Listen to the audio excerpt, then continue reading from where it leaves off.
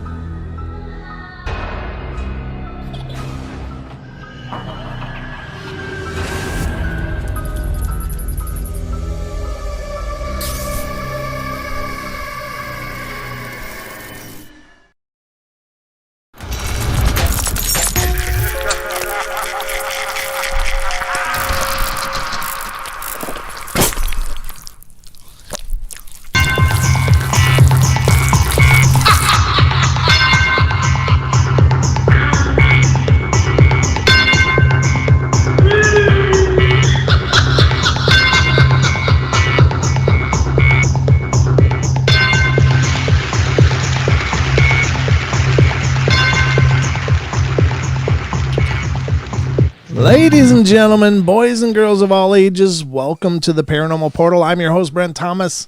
I'm absolutely thrilled to be here with you on this fine Saturday evening as we dive into another 2-hour stretch of the Paranormal Portal.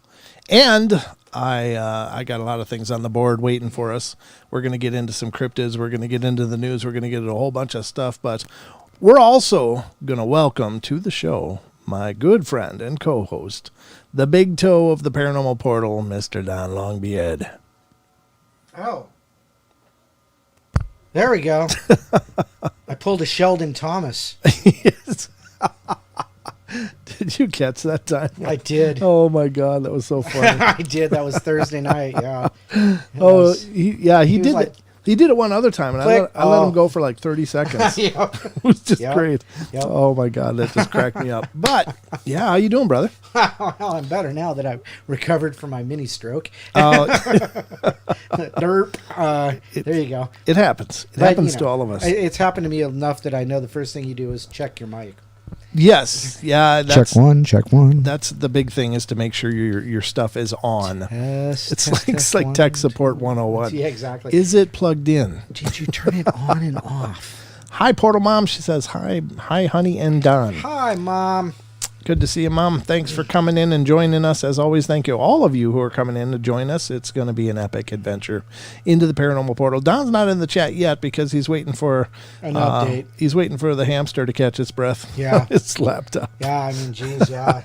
He's just twirling in there. It sounds like the bearings are going out in his little wheel. I know. He's been working it for years, though. That's true, yeah. Yeah, it can only run for so far, I think. They only have so many miles in there in the paws. Yeah, I think this one's just about done. But we got a lot to get to, of course, as always. And if you want to call in and be a part of the show, please feel free to. 720-923-0500. Again, 720-923-0500. Those are the numbers for fun. Don's got a rave going on over there or something. How do I turn that off? I don't know. Oh my. Wee woo, wee woo, wee woo. Well, it's kind of cool, actually. You look like you're in the aethers, as it were. Don's rave corner. Don's raving lunatic corner. Oh, no. No, stop it now. Stop. It really isn't? Stop it. Let me see if I can figure it out. There. Nope. Still got nothing. There we go. Okay. All right. He's figured out a tone, and he's going to stick with it. Wow. Starting to look like Smurf over here. Yeah, exactly. Papa Smurf. Yeah. It's been known to happen, but we got a bunch of stuff to get through, as I've been telling you over and over as I'm biting for time. But I guess probably the best place to start, Don, what do you think, is the news, as usual? The news seems to be popular. Let's do the news. Let's do this.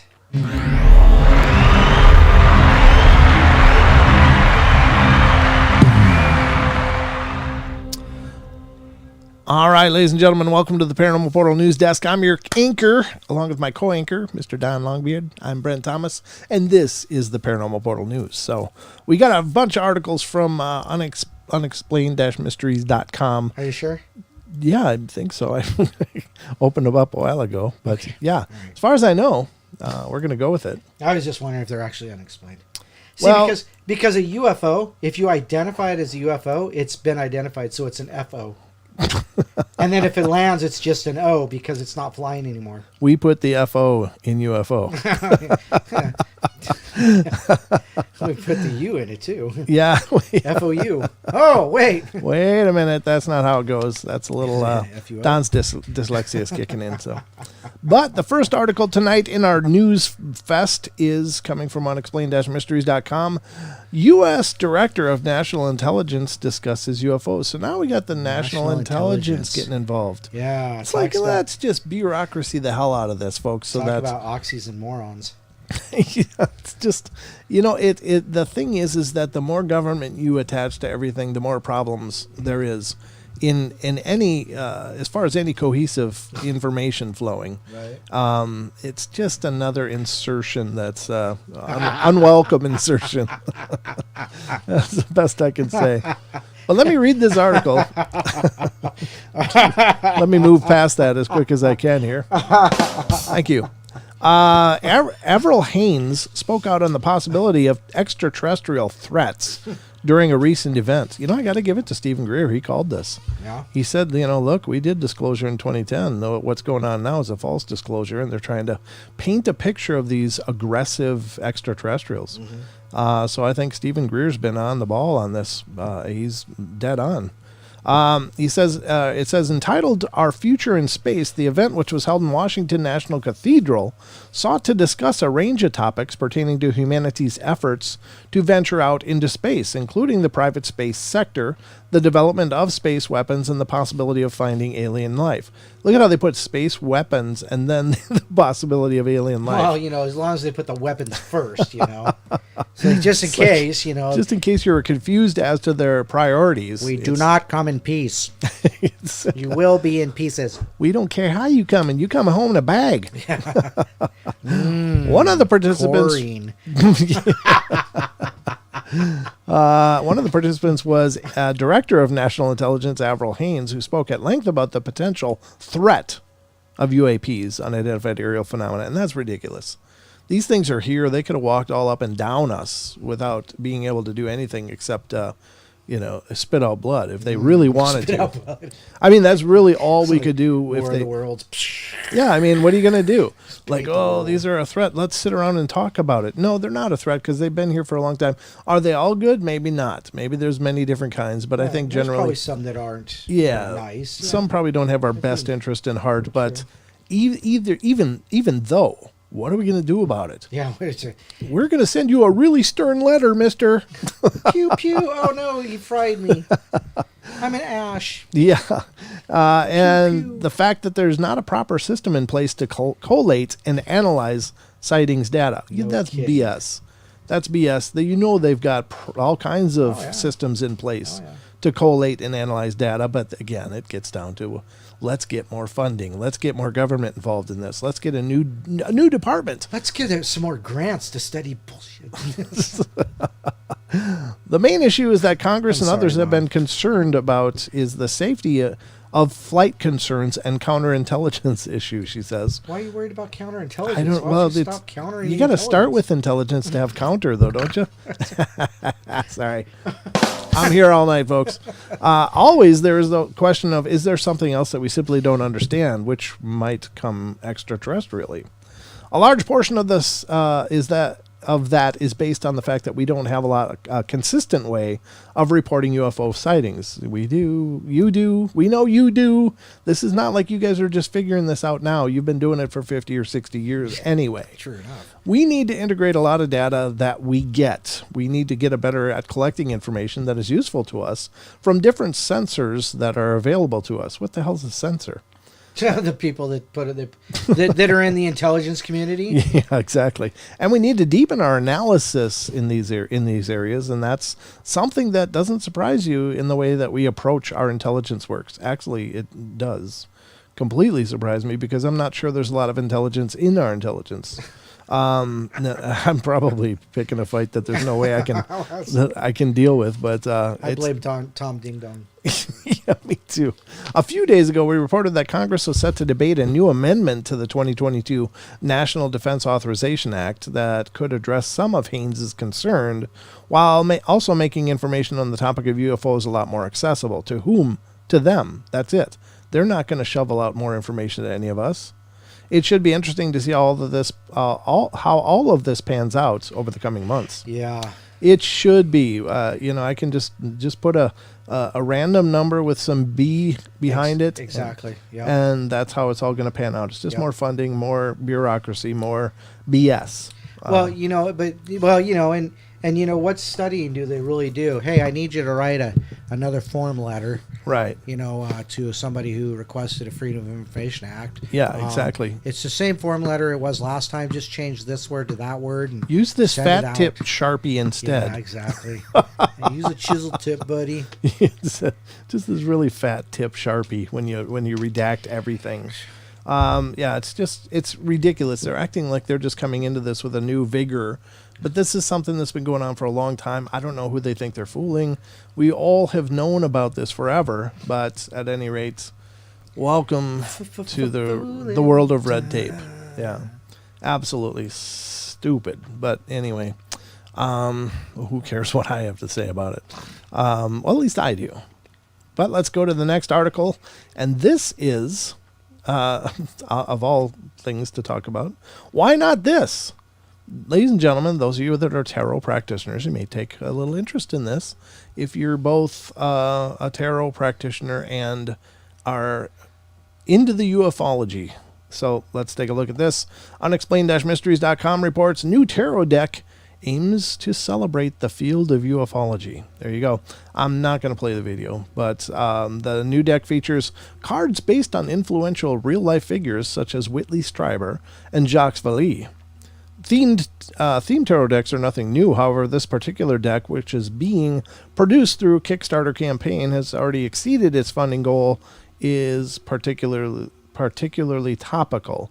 Created by a group of UFO researchers and authors in collaboration with artists Miguel Romero, the new deck seeks to celebrate the history of UFO research by highlighting prominent individuals in the field of ufology. The Magician card, for instance, is a renowned international UFO researcher Jacques Vallée,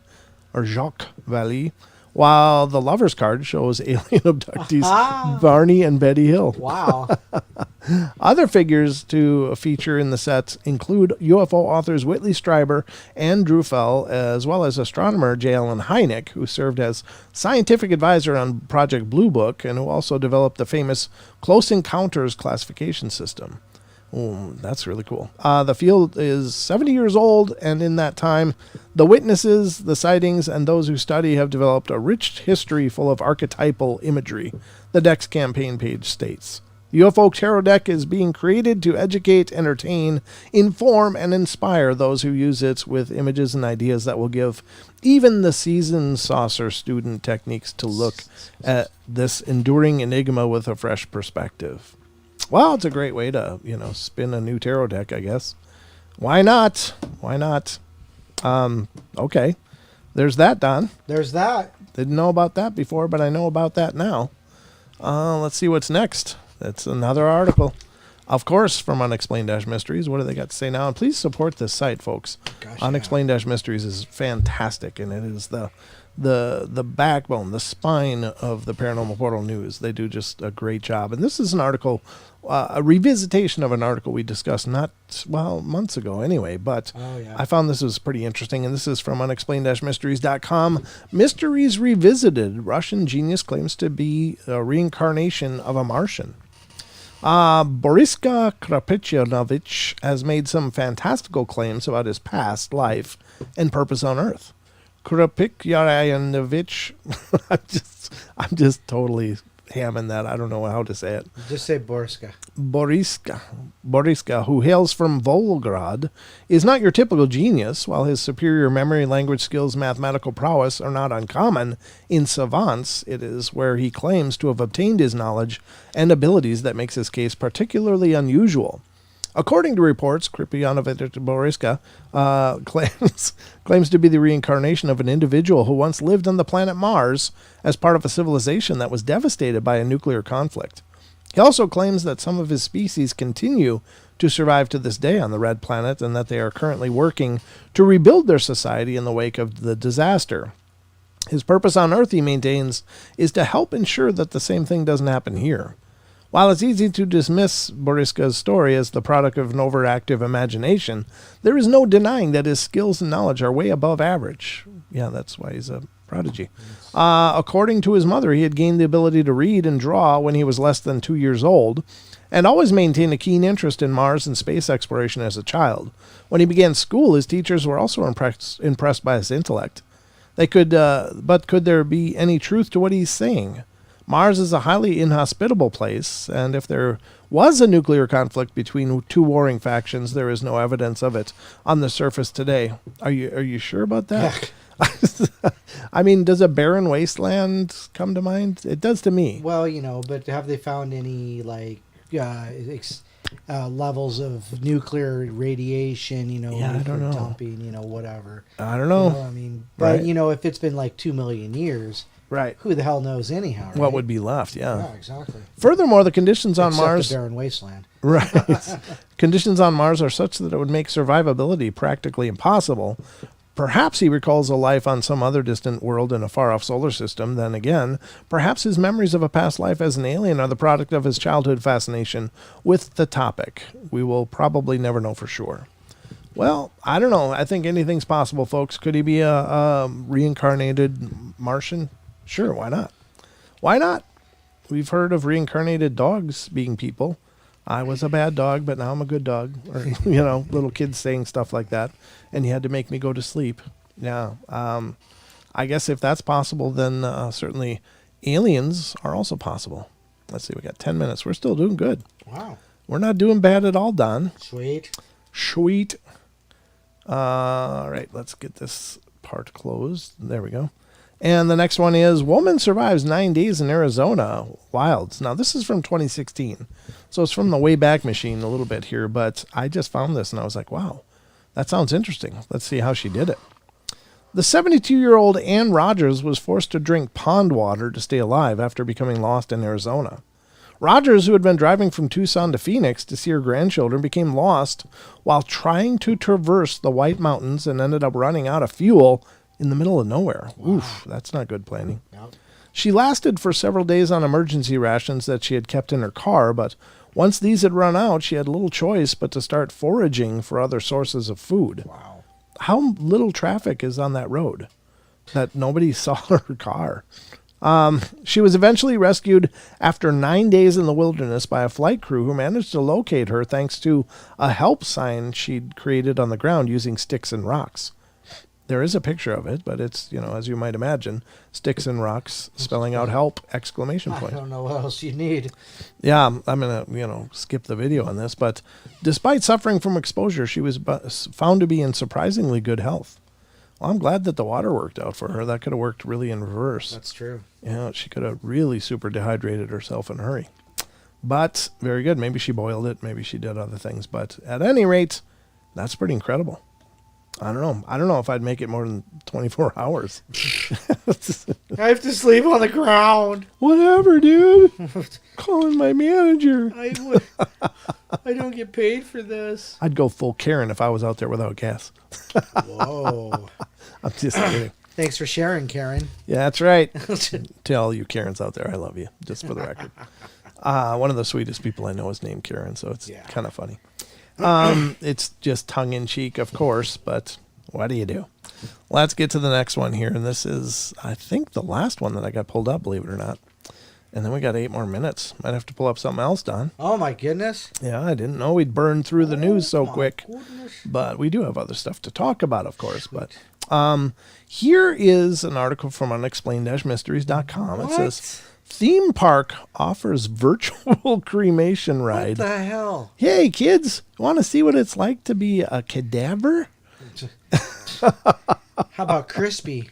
We call it cadaver crisp. Crispy correct. And after you get off the ride, you get a complimentary bag of pork rinds or something. Oh, God.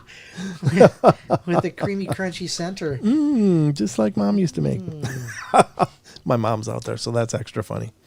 Oh, it is to me anyway, but this is also another one from the Wayback Machine. This comes from April 3rd of 2016, but it says they offer a virtual cremation ride. Boy, I don't know how the hell you make that entertaining, but let's see. Dry rub's optional. Yeah. Thank you, Rachel. Everybody has to rub down with coconut oil before you get on.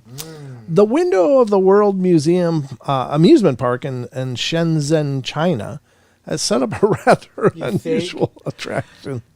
I don't know why that would become an idea. Like, hey, I don't know why it'd be unusual. They're Chinese. Is that cremation a real popular end over there? I don't know. I don't know either. It's just they're weird. Well, everybody's weird, but it's done humanely, though. Well, good. I mean, they do actually have to be dead first, right? You have to go on the Euthanasian coaster to do it. Oof! Have you heard about that? Yeah. Oh my gosh! The tilt-a-whirl, the Euthanasia tilt-a-whirl. No, there's a Euthanasia. Oh yeah, it like whips you around too fast and. Yeah.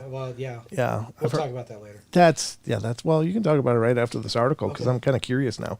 I do remember hearing that mentioned. Visitors looking to experience what it's like to be cremated can now choose to participate in the park's death simulator. A bizarre ride devised by 2 Chinese philanthropists. I'm sorry, did you say death simulator? Death simulator, that's right. Oh gosh. They put like sandbags on your chest and you got the VR helmet on there. I can't breathe. Those who take part are placed in a coffin and wheeled into a mock-up cremation chamber where they are subjected to blasts of heat and a light show designed to simulate a fire. Holy God, what the hell's wrong with these people? Once this is over, the image of a womb is projected onto the ceiling, and the participants must crawl through a tunnel until they emerge outside. What is this, a Gore concert?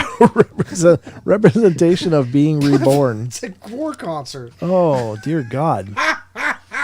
The bizarre attraction was funded by China's answer to crowdfunding website Kickstarter.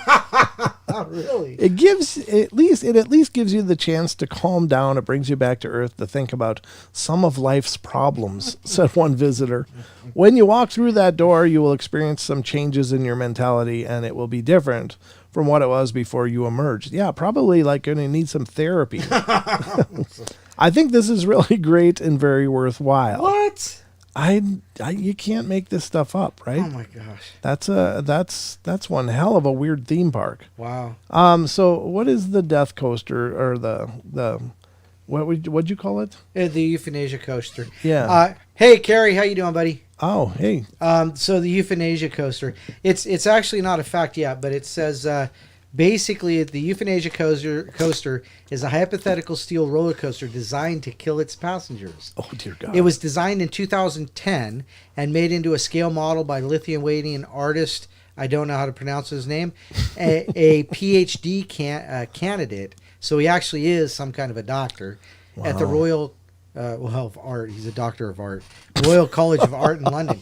But if you watch the video that they made about it, yeah. So what it is it's like this. Let me see if I can find some measurements. So what it basically is this huge uphill. Yeah. And then when it comes down, it goes around like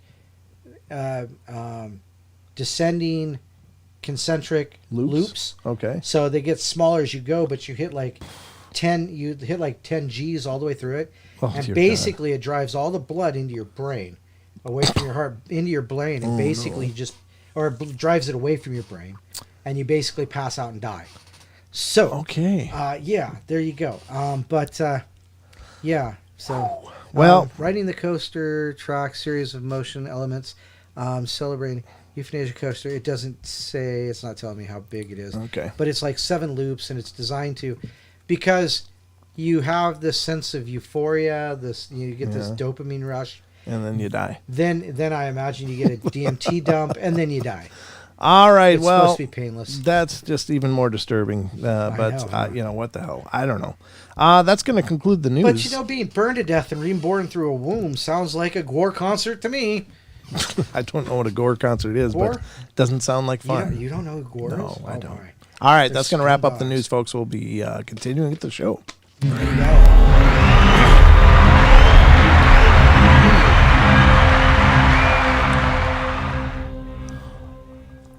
All right, folks, and that's another piece of news I guess we could talk about really quickly before the break. But after the Paranormal Portal, if you want to catch one of the newest and best documentaries out there in the search for Bigfoot, head over to Bigfoot Odyssey channel on YouTube, and that's Bigfoot Odyssey, and check out 168 Hours. It's just released, just premiered. I was watching it as I was prepping for the show, what I could, but fantastic. What I saw was just absolutely brilliant. There's so much information, so much background, so much of the research that was done, some great screen captures and photos, castings, and stuff that were displayed, and you got to check it out. And so it's brand new. So head over to Bigfoot Odyssey after the show and check out 168 Hours. It's what I saw of it was brilliant, and I can't wait to go watch the rest of it after the show myself. So.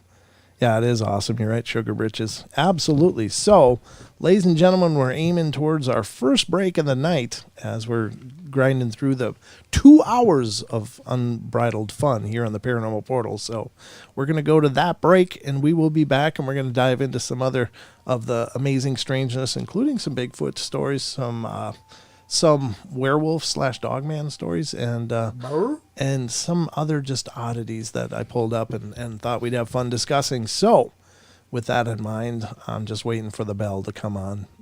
It's a lot to look forward to, though, right, Don? Yes, the bell is awesome. The bell. Oh, the show, Don. The show. We've got a really good show tonight. All right, we'll be right back. Don't go away.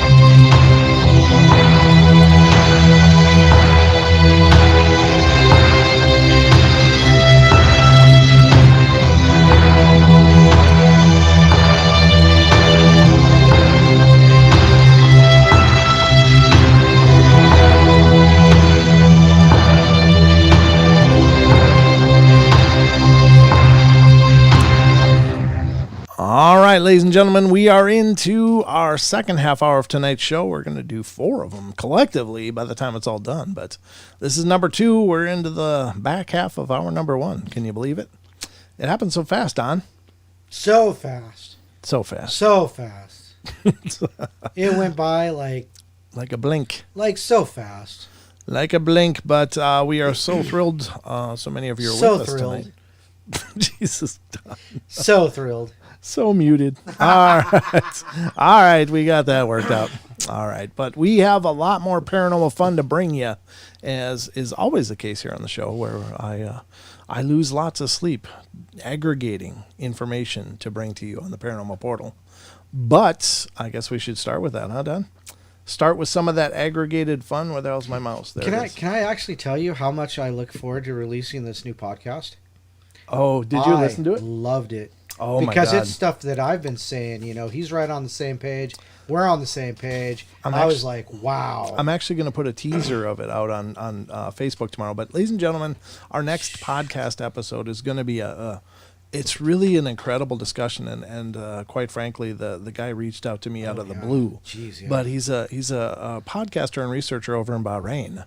And it's going to be a discussion about the Anunnaki and its presence in the Abrahamic religions, and it's really an incredible. Yeah, it was awesome. I don't know. It was one of those discussions that when I got done with the interview, I was just like, wow, that was good. I mean, literally, Yeah. I was like, that was such a good discussion. So I'm really excited to bring that to you. That'll be released tomorrow. I'm excited. I'll put out a little teaser on Facebook tomorrow about it as well, but I'm really excited for you guys to check that out. We've never done the whole Anunnaki thing, and it's something that I think, Don, you've been very interested forever. Oh, yeah. And I've found absolutely compelling as well, the whole discussion and idea behind the Sumerian epochs dealing with the Anunnaki, and how, what if we are some kind of manufactured race, and what if there is something to this history, and how it bled into our culture in so many different ways. So definitely check it out. You won't be disappointed. I just really had my head reeling. I just can't wait to talk to this guy again. Yeah, definitely. It was a lot of fun, so check it out tomorrow on all the podcasting platforms: iHeart, iTunes, Pandora, Spotify, yep. Stitcher, Google Play, Castbox. There's a gajillion other ones, but anyway, we're really excited for it, and I think I'm excited. one of the best episodes we've ever done. I actually didn't get bored listening to it. That happens occasionally. You are so funny. He's like the guy that helps you cook dinner, and then at the end he goes, it's really great except for all the salt. Well, it's true. But let's get to the rest of the show, and we're going to go back into an article we've been digging through for a little bit. It's coming from factinate.com, and the article in question is Intensely Creepy Experiences, and we're on number 34. And then in the next half hour, we're going to start breaking into some of the cryptid stuff, Bigfoot, werewolf stories, and so much more. So we're going to get like thieves? Huh? Like thieves break in? Oh, nah. Maybe. I don't know. It depends on how you feel about thieves. But this is number 34 on this list that we're going to get to now from factinate.com. It says, when a stranger knocks. When my family first moved to California, the house we lived in had a lot of weird things occur. Yeah. What do you mean, yeah? It's a house in California. Oh, okay. Yeah, might explain a lot. Okay. Charles Manson could have lived there. Squeaky Fromm, anybody could have lived That's true. My room happened to be close to the front door, dining area, and I could hear the front door open and close. So one day, I'm in my room playing games. It's after school, and everyone is home except my dad, who's not home yet from work. I'm almost 100% concentrated on a game, but I hear the front door open. I quickly turn to look, and I see somebody walk upstairs who I assumed to be my dad. Immediately after, I hear my youngest brother yell out, "Daddy's home! Daddy's home!" My siblings and my mom all rush upstairs to go after my dad. I don't think much of it and just kept playing. Just a few minutes later, they all bolt downstairs. There's a big commotion, and my little brother is in tears. I'm still into my game, but I can kind of hear what's going on. And my brother saw a figure go upstairs and thought it was my dad. But when they got up there to the master bedroom, no one was there. I knew I heard the door open, and I also saw someone go upstairs. That was by Obi Meme Kenobi. That's an interesting story. Again, it could be residual. It could be intelligent, but it could be residual. It could be just an event that plays out every once in a while for some unknown reason. Right. And again, folks, the difference is residual events are like recorded events that for some reason just replay. It can be these phantom footsteps, can be the phantom smells, might be residual. There might be a figure staring out a window, that kind of thing. But it doesn't ever seem to interact directly with the people living there. Like it doesn't ever seem to look at them or target them or do anything to them. It's just things that happen. So that's more of a residual haunting, whereas an intelligent haunt will most likely be something that's targeting a person or doing things to directly interact or affect your life, like hiding your keys or trying to freak you out when you go into the kitchen, the doors opening and closing, that kind of thing. So those are just two real basic examples, but that could be just residual. It doesn't necessarily mean it's an active presence trying to freak these people out, but it could also be. It'd be interesting to know if there's more to this location, or if it's just a one-off event. Number 35, it's coming from inside the house. My sister was visiting my parents for the weekend. That night I called her about something, just wanting to chat, but when she picked up, she was clearly very upset. She told me she was home alone and something has happened. I asked her if there was someone in the house, like an intruder. She told me that there were animalistic growling noises coming from the corner, and my mom's dog was going nuts. She also said the hallway lights were flashing on and off. I told her to get a jacket and calmly walk out of the house, taking the dog with her if she could, and that I would be soon by to pick her up. She went outside and brought the dog with her, and her friend was even closer than I was, so she picked my sister up and they hung out at her friend's house for a while. About 20 minutes after that, my brother, who has also lived nearby, stopped by the house to return some tools he'd borrowed from my dad, and he went inside because he saw the lights going on and off, and he's an electrician. Once he was inside, they stopped. He heard someone walking around in the other room, but when he'd go in there, no one was there. And when he called out, no one responded. He checked out the whole house and then also heard the animal growling noises from the same corner as my sister. There's an outside wall corner with windows, not enough space for a raccoon or something to be trapped inside of the wall. My brother felt really unnerved and left. That was by Cake Batter. I will say we've read that one before. I know it's even maybe recently, so I apologize that there are redundancies. But these aggregated articles, they just go out on Reddit and start farming responses to questions. And so we do run into repetition from time to time. And again, I apologize, but these articles are huge, and I can't screen every one of them for repetition. So my apologies. And once I'm in the middle of it, I just got to finish it because it would be weird to just keep stopping and going, oh, we covered that one next. But let's get to the next one. 36, it came in a dream. I just moved into a new house one day. I was downstairs when I heard what sounded like furniture moving upstairs. I went up to investigate, but when I got up there, everything was quiet and nothing had moved. I then went back downstairs only for the dragging sounds to start again.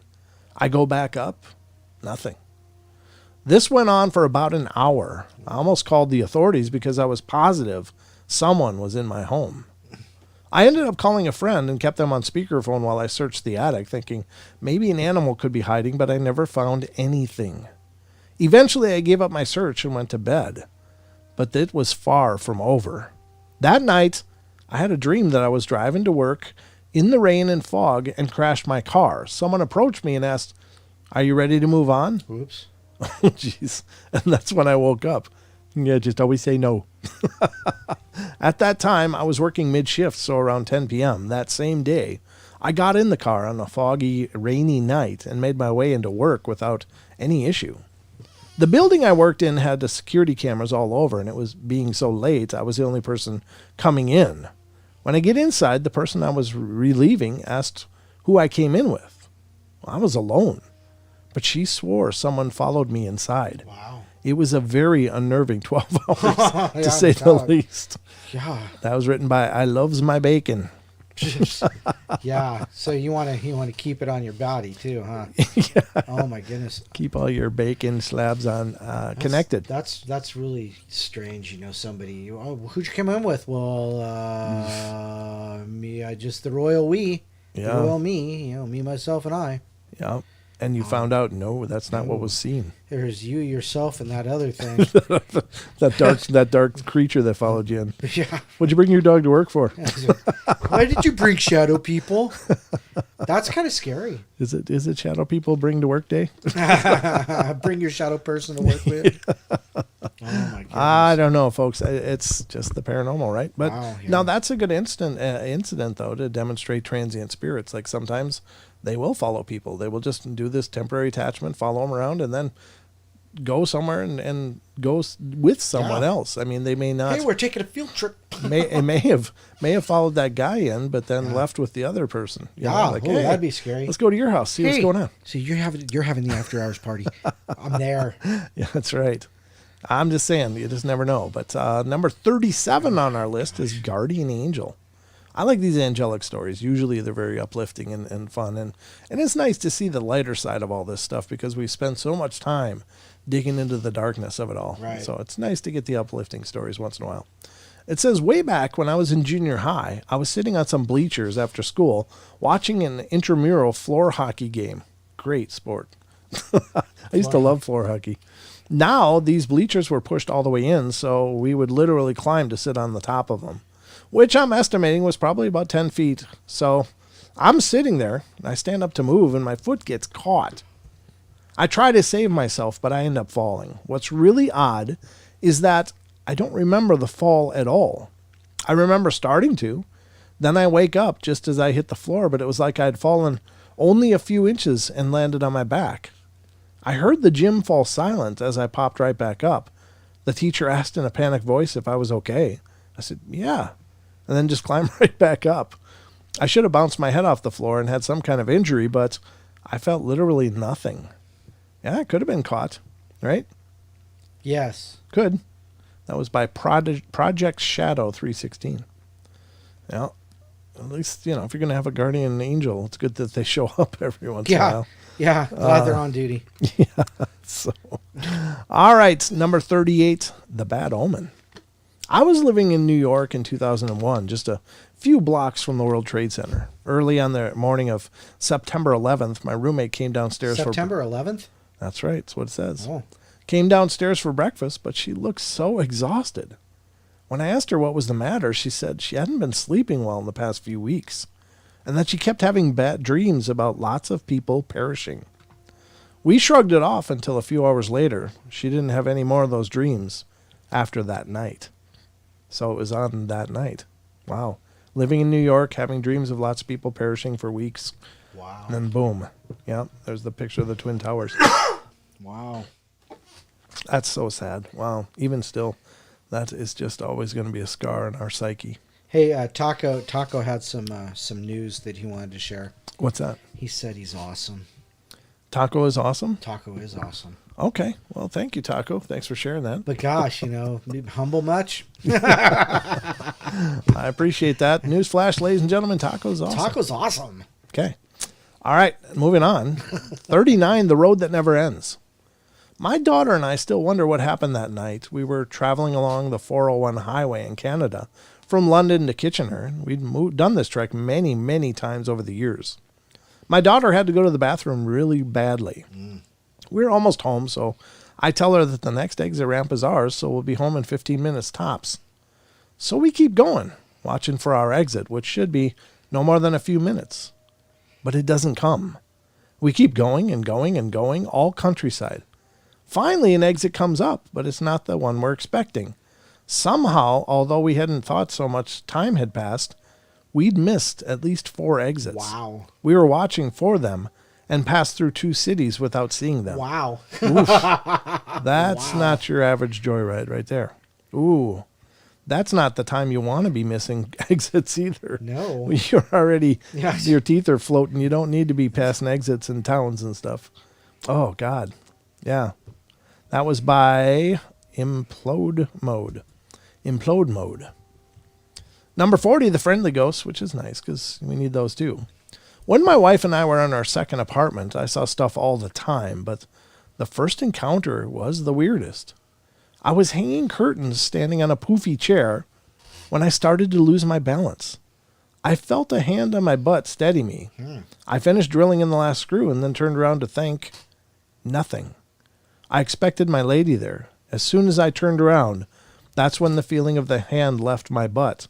My wife had been in a completely different room the whole time. Well, still make sure to say thank you. Yeah, absolutely. Don't piss it off. Yeah. You definitely should be grateful no matter where that hand came from.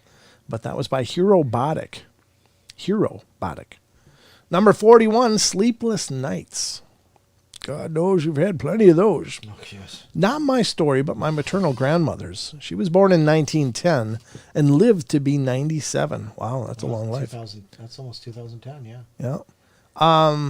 Yeah. The one story she used to tell me took place when she was a young girl, when she and her family lived in an old house in Tennessee. Her parents often experienced the sheet and blanket being jerked completely off them during the night by an invisible presence. That would suck. They really would. That's just one of those really annoying kind of hauntings. It's like, are you serious? What the hell are you doing? That was by Milla Flora. That's just horrible, though.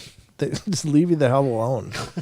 I think it's already creepy that so many people talk about it. I woke up and there was this face right in front of mine. Yeah, no doubt. It's like, just really like inches away, just staring. Or even just the shadow in the corner. Right, yeah. Anything watching you while you're sleeping. I mean, there's no more vulnerable a state for us is when we're when we're sleeping and to think something is there just staring is so weird. But then if it's jerking your blankets off as well, it's like, oh, you got to go. You got to get the hell out. You're done. You are so out of here. Number 42, don't make a move. About 15 years ago, I played with a Ouija board. Oh, boy. It happened. Mistake number 1. With two friends. I felt as I was just playing along and didn't take it seriously at the time. I left that night, walked home, and went to sleep, and then I had a dream like I've never experienced before. This demon thing dressed in plain clothes paralyzed me, and my vision went blurry, and I fell over in the dream. I woke up, and I was in the same state. I couldn't move. I couldn't see straight, which lasted for a good 30 seconds. I know it was sleep paralysis now, but I've still never had a dream like that before or since. Wow. That was by XX Cyberpunk 2077XX. Now, here's the thing. Excuse me. I do think that sleep paralysis is a thing. I think that there may be physiological reasons that some people experience that helplessness, but I don't think that's all of them. I think that there is definitely merit to the whole supernatural explanation, at least for some. Mm-hmm. I'm not saying it's all of them, but at least some of these people I think are really and truly encountering something that is in impressing its will upon your body and causing them not to be able to react. And we see parallels in that in other of the paranormal world. When you're dealing with the cryptids, a lot of times people can't move. They're frozen. Right. With Bigfoot encounters, people, now I think that, certainly there's some of those people, even myself, when I had my experience, it's not that I couldn't move, it's that I didn't dare. But there are other people that say they could not move. Right. They were unable to even move a finger. Like something had them so locked into that moment that they couldn't do anything. So I don't think it's, since it does manifest in other paranormal phenomena, I don't think it's unrealistic to believe that there could be a spiritual presence or ability that could do that as well. So that's really got to be terrifying. Ugh. And I experienced sleep paralysis over a couple of years. It was horrible. Number 43, bizarre mementos. A few years ago, I ran into someone from high school at a pub in my hometown. I was never really close with Ryan in school, and I don't think we ever even talked, but this night we actually spent a lot of time chatting and having fun with a couple of mutual friends.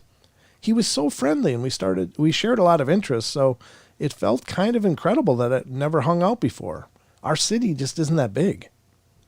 After the group of us concluded the evening with a terrible rendition of Bohemian Rhapsody at around 2 a.m., Wow. I went to leave and walked to my boyfriend's house nearby. When I mentioned that I was walking alone, he insisted that he and a couple of his friends walk me. It was a short distance, and I didn't want to impose, but they were going the same direction. I said, sure, and off we went. As we finally reached my boyfriend's street, I turned to head towards his house, and Ryan gave me a pack of cigarettes with 3 inside. I'd been mooching them from him all night. About a month later, I woke up for work on a Wednesday and was craving a cigarette. This was really unlike me. I'd leisurely enjoyed the last of the 3 from the package Ryan had given me and headed to work. During my lunch break, I was on Facebook and I saw many Rip Ryan messages posted by mutual friends. I thought it was a hoax because he was known as quite a jokester. Turns out, he'd committed suicide the night before. Why that day of all days to wake up craving a cigarette? I've always been interested in the symbolism of the meaning of the number 3, so to finish the 3rd and final cigarette that day, hours after his end, felt odd in retrospect. Wow. Yeah, that's weird. That's weird. So she never usually woke up craving cigarettes, but Well, what if she actually finished the smoke? You know, she wanted the smoke, finished the smoke, and then he died. ooh, that's even creepier, isn't it? That's it says that was written by Mufasa, was an inside job. Oh, you think? It was too. Scar. It's all Scar. Yep. He knew what he was doing. Very strange. But let's see where we at. 4 minutes. I guess we got time for a couple more. At least one more. Yeah, a couple more. This one's short. As seen on TV, number 44. Nickelodeon used to do these commercials in between the shows where they'd have a celebrity and one of the animated characters interact as they would introduce the show. One day when I was probably around 9 or 10, I'm about to turn off the TV and the commercial goes something like, blah, blah, blah. You better watch this show, Taylor. Still haven't been able to explain it, but I know it happened. That was by somebody, I guess, named Taylor. Well, I'm going to take that guess as well. I guess it was Taylor. Taylor, I hope they watched the show. This one's a little long. I don't know if I can read this one. Maybe we'll just stop it right there because we're going to get back into this in just a couple minutes after the break, ladies and gentlemen, where we're going to be going into more of the cryptid fun that we love so well here on the Paranormal Portal. But there's a lot more to get through. But remember, if you want to call in and be a part of the show tonight, please feel free. The number is 720-923-0500. 720-923-0500. Hi, Ruthie. Hi, Ruthie. How about quick shout-outs? Quick shout-outs? Yeah, we can do that. Let's do that. I can't see TFR, so I don't know who's there. I still haven't sorted out the chat thing. Apparently there's nobody in Face or YouTube either because it's a really short list. Oh, you got to be chatting if you want to shout out. Ramses. Hey, how you doing? It's Eric, formerly Rick PH, Mr. Crony 1, Outside the Matrix, Paranormal Portal. Rachel gets it right. Go figure that one. Awesome to have you. Ruger Ridge, Ruthie, as we just said, Tracy Gale, and that's all that seems to be all that's showing right up now. Yeah, that's it. Yeah, if you're not chatting, it's hard to give you a shout out because it doesn't appear. No shout outs for you. It doesn't appear on our list unless you're actually typing. Somebody, Heather K. Nicola missed. Yeah, now everybody's wanting to be shouted out. Heather K. How you doing, Heather? Good to see you. Eliza just came in. Lady J. That's a new name to me. Lady J. Lady Homestead. J. Cool. Yeah, she's been in here before. And great to see you again. Thank you for coming in. Ruger Ridge popped up. Yeah. I think that's it so far. I guess that's it. So, that's all the shout outs. Oh, somebody else came in. Oh, yeah. Well, Patty Troy. That's that one. Patty Troy. Okay. There you go. Yeah, I don't know why I don't know what the timeline is, but if you don't chat within a certain window, it knocks you off the participants list. So it's hard for us to give a real accurate shout out call. But we do our best. But at any rate, Paisley's doing a show tonight too, right? As far as I know, yeah. Yep. So following the Paranormal Portal, if you're listening on TFR, iHeart, TuneIn, or TalkStream Live, you can stick around and just catch Paisley Wild, The Spaces Between, which will be coming up next. If you want to check out her YouTube show, by all means, head over to youtube.com/thespacesbetween. and you can catch her live doing the thing. And that's also where Dawn can be seen often, occasionally is in the wings over there. Yeah, I haven't been on that show for a while now. Righting the ship, all right? Righting the ship. Righting the ship. Writing as in correcting and managing the flow of it. I don't know if that makes any sense or not, but that beard needs a shout out.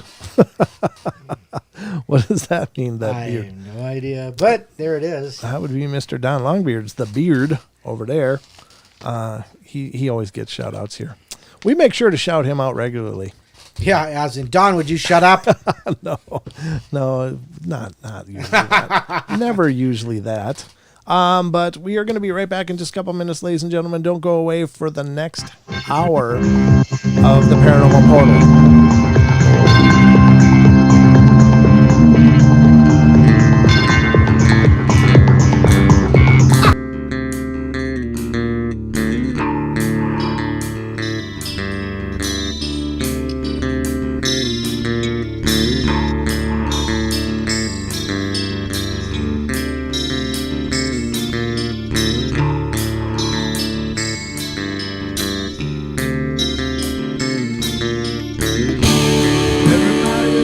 Play their games.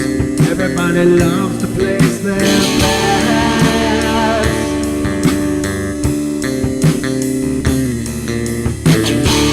They don't understand the price I paid. They don't care to comprehend.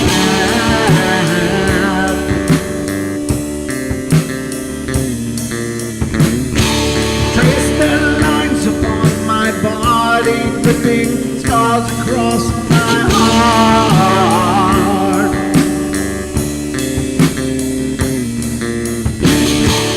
Raging anger boils inside me as their lies keep falling apart.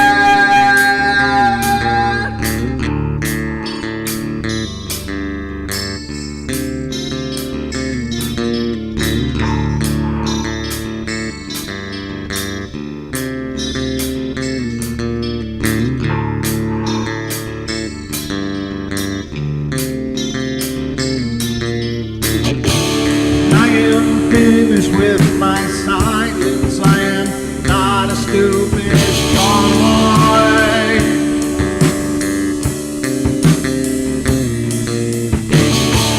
No more breaking me with kindness, just you dance upon my joy.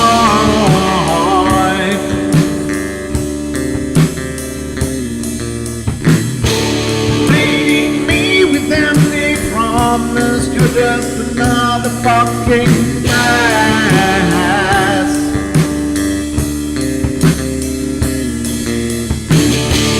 Taking off the slice of my sanity, just make sure that you're well fed.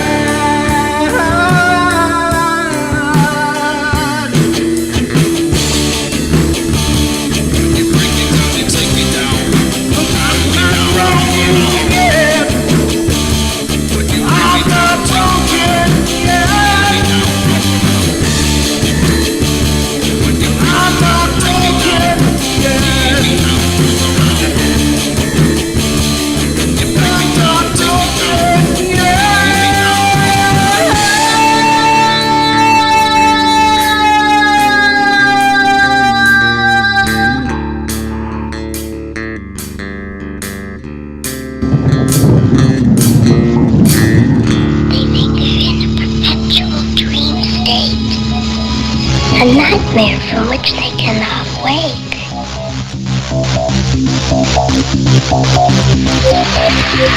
Mommy!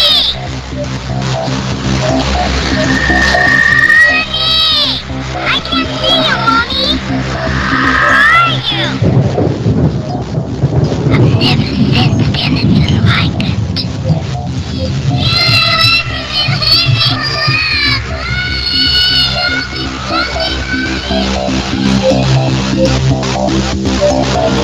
Carol Ann is not like those she's with.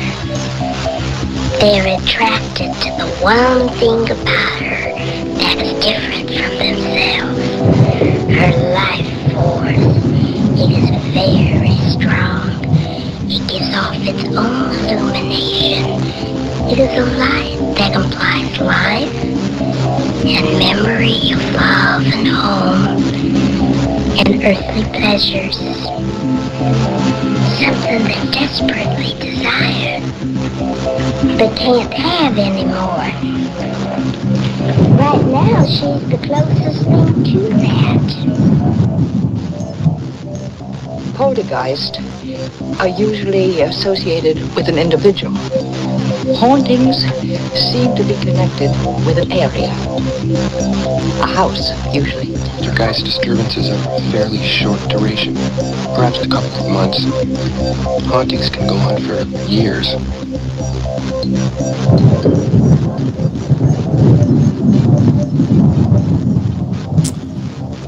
How you doing, everybody?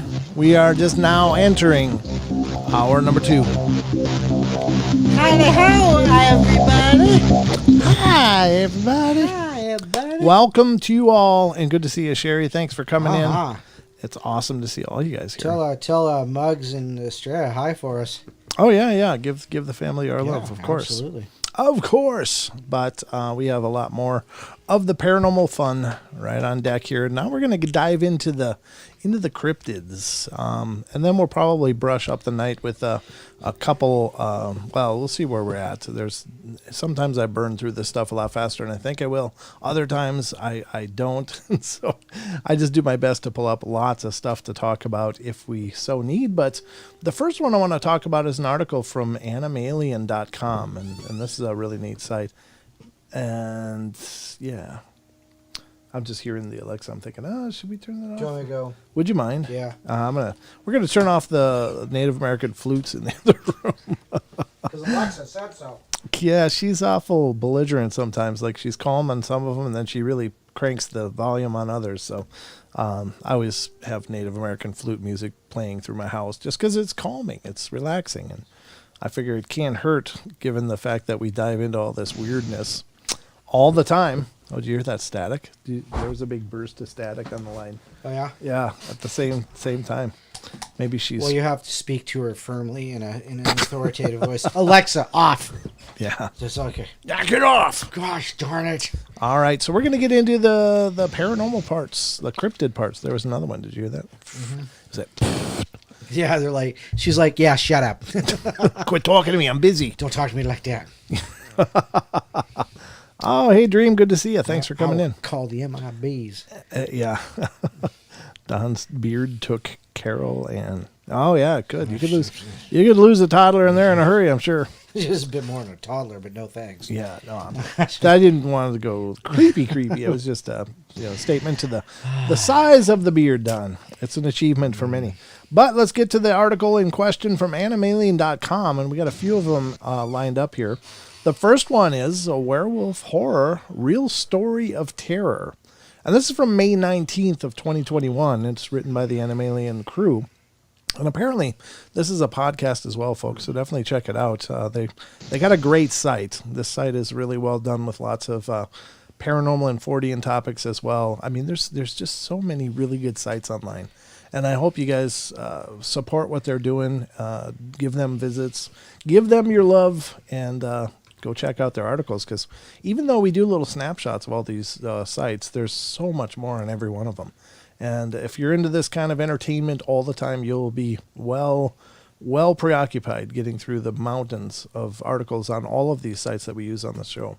But it's werewolf horror, real story of terror. It says the quiet hidden cemetery in Chariton County, Emma is Missouri, right? Yes. Yeah, okay. Sits at the end of a slice of gravel snaking into the hills. A dark roof of trees turns the long stretch of rocks and dirt into a leafy tunnel. Yeah, that, you can really picture it with that descriptor too, because I mean, everybody I think has driven down those really rural roads where it's like you're driving through a tunnel. It doesn't feel like a forest. It feels like you're in a tube. Ryan Straub, founder of the Missouri-based ghost hunting group Tir Fernath, has often visited the cemetery and experienced strange things. However, nothing has disturbed him as much as what he and fellow Tir Fernath member Mike Howarcade, I guess, saw standing on that gravel road. Mike and I were leaving one day, Straub says, and as we're leaving, we were in the middle of the hills and we saw a very large dog on the road. It stood up on its hind legs and then left the road. Straub and Howarcade were froze as the beast walked on two legs into the thick trees. That bothered me, Straub said. The only thing I could think of was it was the mythical beast, the werewolf.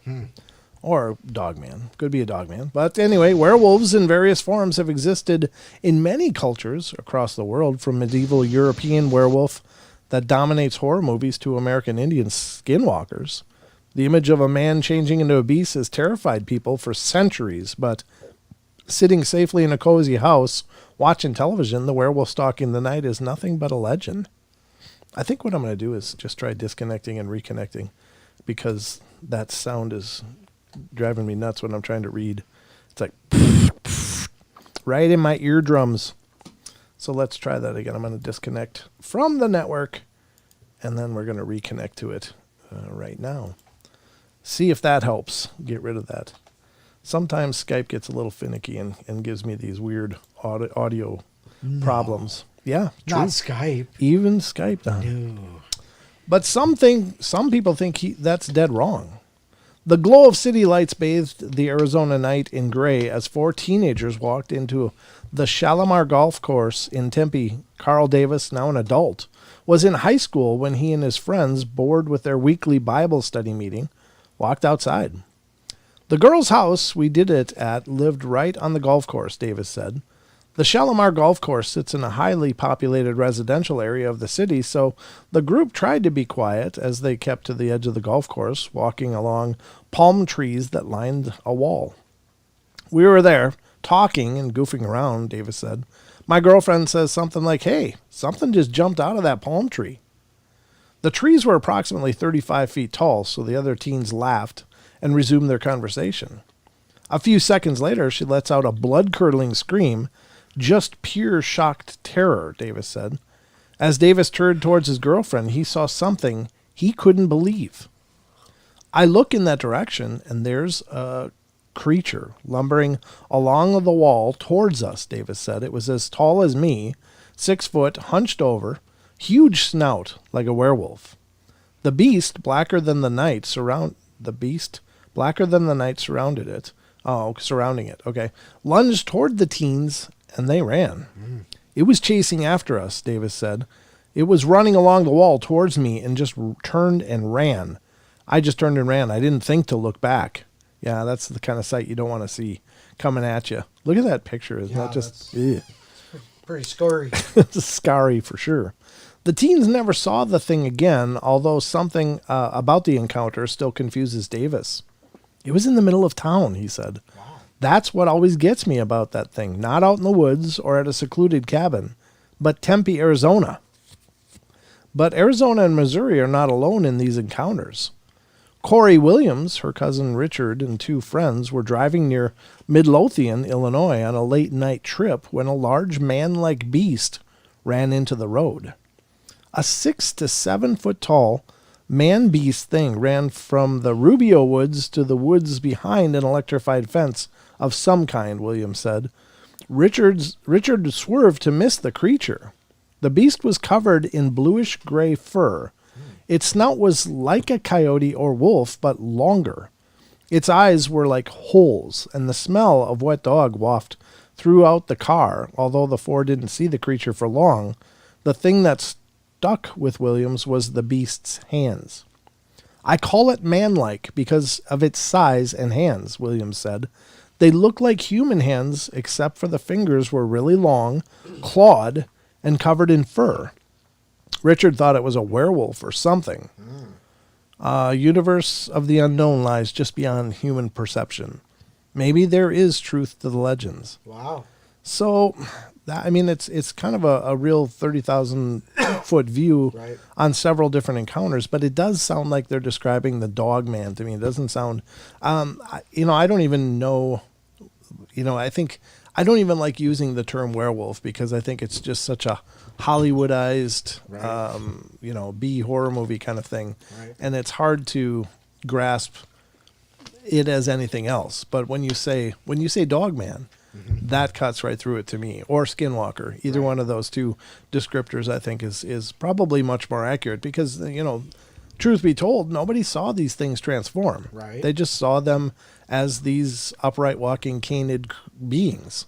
So unless they're transforming, I don't know why werewolf would be the thing that they thought. So Eric says, I know two people who saw a person transform Ooh. into a creature.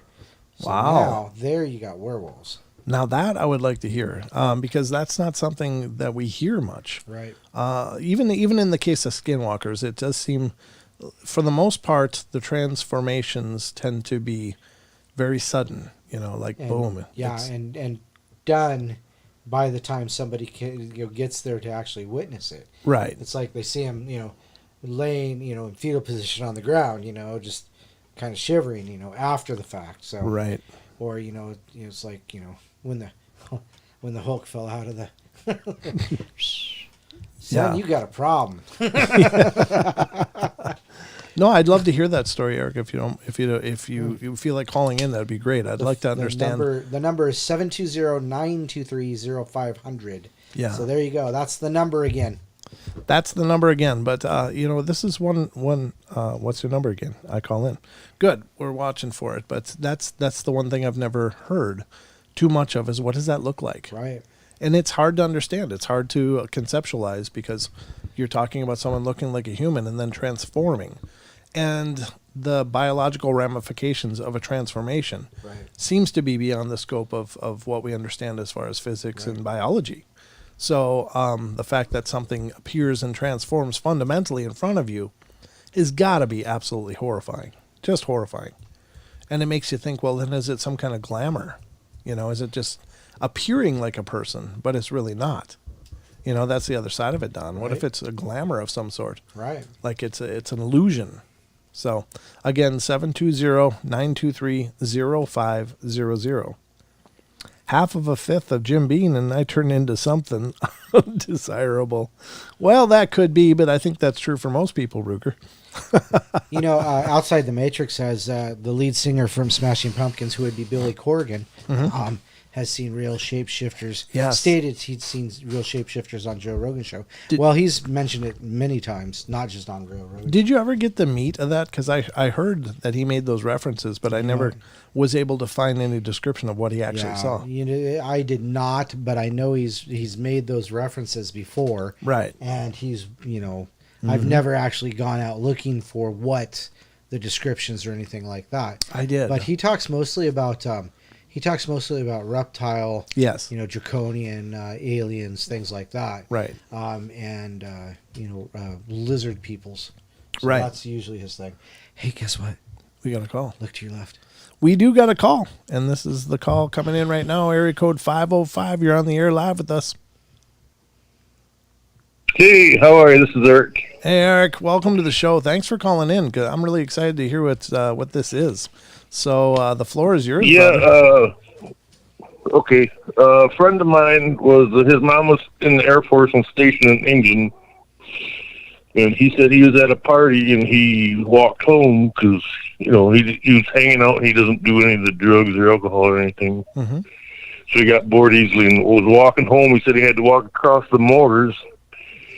And he, from what I've never been there. From what he tells me, it's kind of a scary thing to do. But, he is walking, and he heard some commotion. He happened to wander over this hill, and he saw this person just twisting and making all kinds of horrible sounds. Like he couldn't really describe them. Uh-huh. And then he saw him he said it kind of like how they did on what is that movie called? Underworld? Similar to American Werewolf. Oh, okay. Sure. but not quite, like where he's all twisting and contorting and stuff like that. Uh-huh. And he said he saw, I wasn't there, but this is what he tells me, this guy is not somebody to make stuff up, from what I know of him. Sure. He said he saw like extra hair sprout out where there's not hair, and he saw his face contort a little bit, but he said his feet wouldn't let him stay and watch because he said his mind shut off and he just ran. Oh, no doubt. Ran for his house. Yeah, that's the kind of act. But this is a guy that's never BS's about anything. He's always straightforward and. Mm-hmm.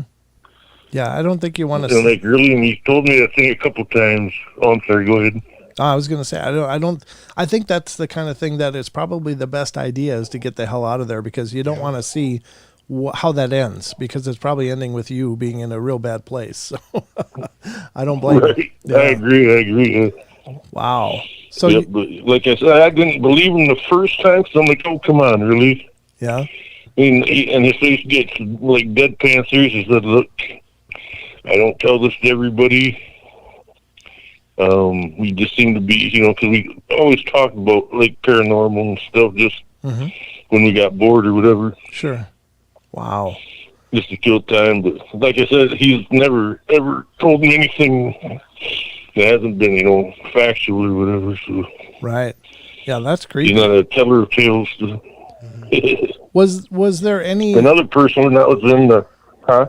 I was going to ask, was there any other stories that came out of that area that would substantiate that as well? Like anybody see things? That I don't know. I asked him. He wasn't sure. So. Okay, gotcha. Because he was like a Air Force brat, and he didn't get out a lot amongst everybody else. Okay, gotcha. And he's like, when you get something like that, it's not something you bring up all the time, Right, yeah. Because you don't want people to think you're crazy.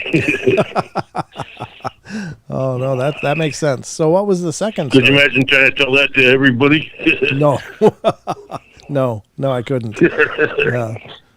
So you had a second one. What was the other one? This lady, it's happened up, I think it was northern Idaho or not Arizona, Washington. Okay. She said she was driving at night coming back she worked at a nursing home in a small town. She was had to make a longer drive to go see her mother or whatever. Uh-huh. And she, like those bridges that cover, the overcross, the overbridge, whatever you want to call them, over highway. Oh, okay, yeah, overpass. She went, and she's going underneath that. Mm-hmm. She saw like a figure. It looked like just a dude. She couldn't see it because it's kind of dark. Okay. And I don't know if this is like a transformation story, really, but she said when she looked back, like she went under, it was looked at her again. It jumped.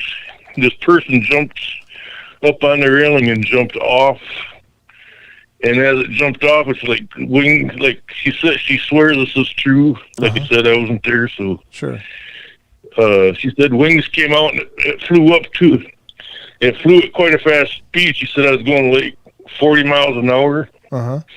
And it caught up to her, and she got to look at the face, and she was all twisted and gray. And oh, Jesus! So I don't know if that's a transformation story or what the heck that was. But oh, yeah. That either way, that's wild. Oh, she said she went a lot faster than 40 miles an hour. She got the heck out of there. Yeah, no, you don't care about a speeding ticket at that point. No. Wow. She said it's hard to really describe what the face looked like, but it's.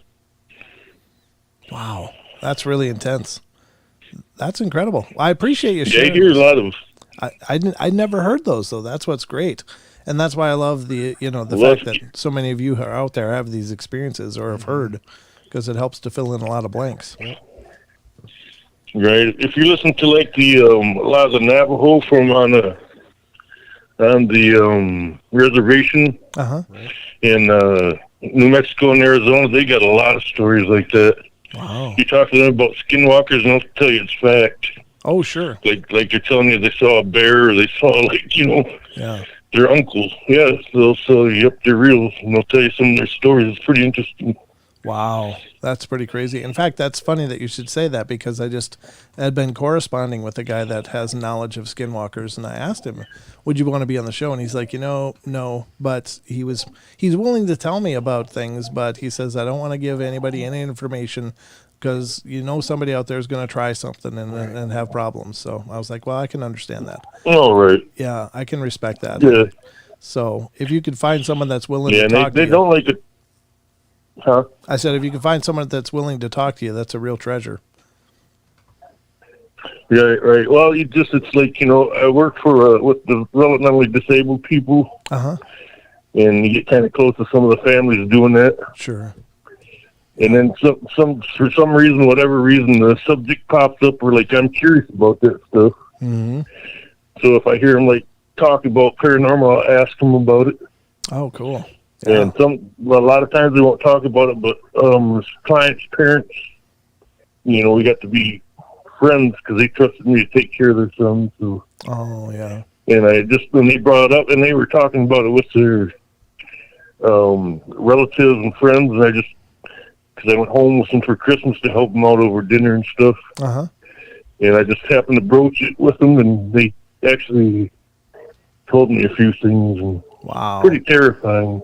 Yeah, it sounds absolutely horrifying. And in the bit of information I've been able to find, it sounds like a terrifying thing. But, yeah, it's a crazy world. Right.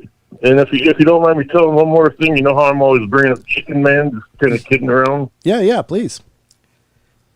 We got about 4 minutes. In Michigan, I was working for this. Okay. Yeah. In Michigan, I was working up for a catering company. Mm-hmm. And in the break room, we always got talking about, like, ghosts and stuff, because there's this lady from Mississippi, and we'd exchange stories just to kill time. Uh-huh. And one of the owners heard us, and he was laughing. Well, I had to go drop off because we'd make sandwiches, and I'd deliver them, and I'd come back, and everybody else was gone home by the time I come back. Uh-huh. Well, he came out of this building white as a sheet. He was running for his car. He didn't even lock it up. I'm like, Jim, what's the matter? He said, I don't want to tell you what I saw. I was like, what'd you see? He says, you won't believe me. I saw, how they cut the heads off chickens? Yeah. And the body flops around. He saw one that was like, I don't know, about 5 foot tall and just as long and stuff, running through the back of the place we were working. Oh, no. And he was pale, shaking, and I was like, what? Oh, God, that'd be horrible. That's why I bring up Chicken Man, just to... Gotcha. Nice. All right, well, but that he swears it actually happened. I've never seen anything back there myself. But... That's not your normal story, but yeah, I don't doubt it. I'm sure it's probably very legit. But yeah, brother, thank you for calling in. It's great to hear from you and great to talk to you. Yeah, it's always good to talk to you guys too. All right. Thank you, Eric, and thanks for all your support as well. Yeah, no problem. Have a good night. All right, good night. Thank you. Wow. That's really cool. Yeah. Wow. Ease. Chicken Man. Well, it makes a certain amount of sense. It does. It does that. There's no doubt about it. But ladies and gentlemen, we're about 2 minutes out of the break. We're just, I mean, God, did that fly by or what? Hour and a half so far under the belt. We've got another half hour to go, and we've got, I got a lot of stuff to try to cram into it, but we'll get to what we get to and just see where we end up. But there's still more of the paranormal on the Paranormal Portal. Because that's how we roll, right, Don? That's the way we roll. So, ladies and gentlemen, we're going to be going to the... Sorry, hairball. All right, we're going to be going to the last break of the night. And again, if you're new to the show, these are network breaks because we're also tied into TFR, iHeart, TuneIn, and TalkStream Live, as well as our YouTube channel. So there's the networks have to take a break, and therefore so do we. So you will see on YouTube the little video segments and such that I put together. In fact, this last break is the Bigfoot break. So hopefully you'll enjoy that, but don't go away. You're not dismissed yet. We're not done. We may end up doing attendance on the other side. So maybe. Just saying. There will be a test. There may be a test, so make sure you're here to get the notes. But we are going to be back in just a couple minutes and then conclude with the last half hour of our journey tonight. There's a lot more to go. And again, remember, after the Paranormal Portal, you can always head over to Bigfoot Odyssey and check out 168 Hours, the brand new documentary that is the first release of their expedition that went on this last summer in Florida, and they really have some incredible people there, some incredible researchers, and some incredible evidence. And definitely check it out. You're not gonna be disappointed. It's a brilliant job, and it's an excellent show. What I've been able to see of it, I'm excited to go check out the rest of it myself. But that is always available now over on Bigfoot Odyssey, and that's their channel on YouTube, youtube.com/Bigfoot Odyssey. So that's always an option, and we'll be right back in just a couple of short minutes. So don't go away, and we'll conclude our journey into the portal for the night. So hang on to your hats. It's going to get good. Hopefully it's already good, but hopefully it's going to stay good. Anyway, we'll be right back.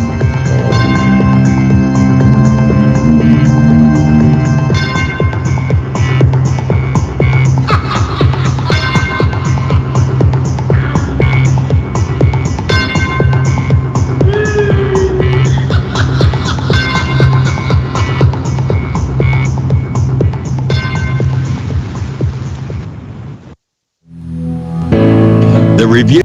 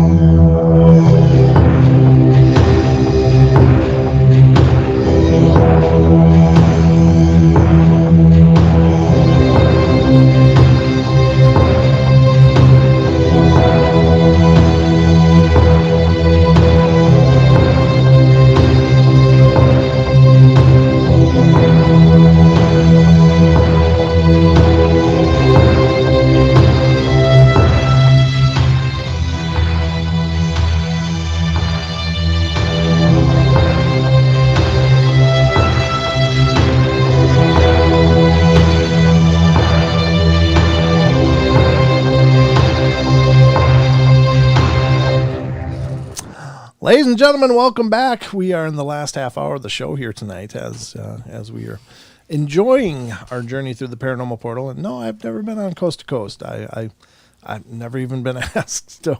Whenever I get asked to go on a show, 99% of the time I go on, and I've been on several other podcasts and YouTube shows, but for the most part, I don't ever turn down the opportunity because I enjoy talking about this stuff as much as I enjoy talking, bringing stuff to the table for you. Enjoys talking.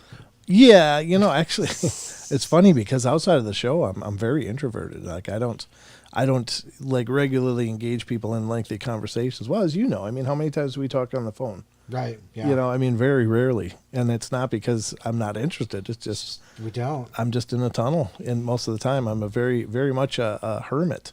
So, but I would go on Coast to Coast. I would do it for sure. Somebody's phone, Asset Ramses, his phone is acting up. Really? Uh-oh. Well, hopefully he's not infected with some kind of a pressing spirit of some kind. No. All right, we're going to get back into the cryptids here as we're going into another article from animalien.com. And we're going to be talking right now an article they put together from July 31st of 2021. And it's Wild Men of the Himalayas, Encounters with the Yeti. And what a cool thing, because, the funny thing is I think the Yeti was probably more widespread and known, more so than Bigfoot, I thought. I thought when Bigfoot kind of landed on our national psyche, it was this maybe one thing. It's kind of came off as like this one creature in the Pacific Northwest, but I was a kid at the time. And so, I don't know, what the hell did I know? Right. But, of course, the Yeti, the abominable snowman, everybody knew that. Not everybody knew Bigfoot, but everybody seemed to know what the abominable snowman was, or the Yeti, as it's also known as. So we're going to read this. It's kind of cool to see this accumulated body of work for different encounters from the Yeti. So let's check it out. It says, writings of British officials residing in the Himalayan region of the Indian subcontinent during the 19th century contain sporadic references to sightings and footprints of wild men called Yeti. The Yeti were first mentioned in B.H. Hodgson, who from 1820 to 1843 served as British resident at the Nepalese court. Hodgson reported that in the course of a journey through the northern Nepal, his bearers were frightened by the sight of a hairy, tailless human creature.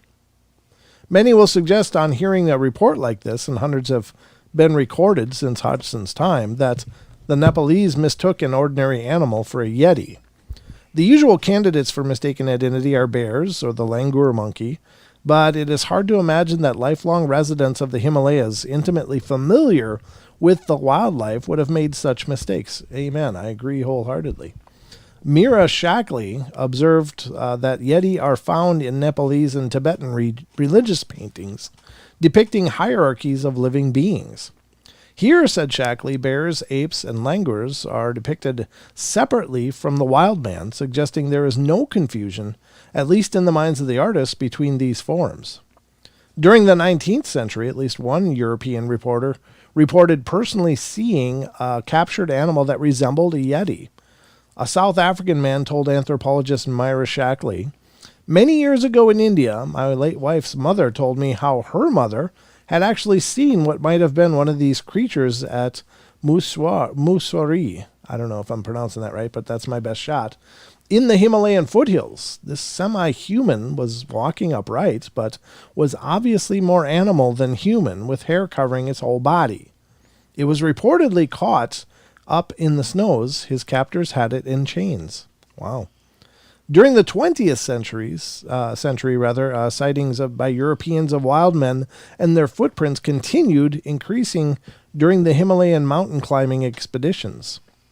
And it says Brian Byrne examines Yeti tracks found at 10,000 feet in the Arun Valley of the Himalayas in March during the 1959. In November 1951, Eric Shipton, while reconnoitering the approaches to Mount Everest, saw footprints in the Manlung Glacier near the border between Tibet and Nepal at an elevation of 18,000 feet. Shipton followed the trail for a mile.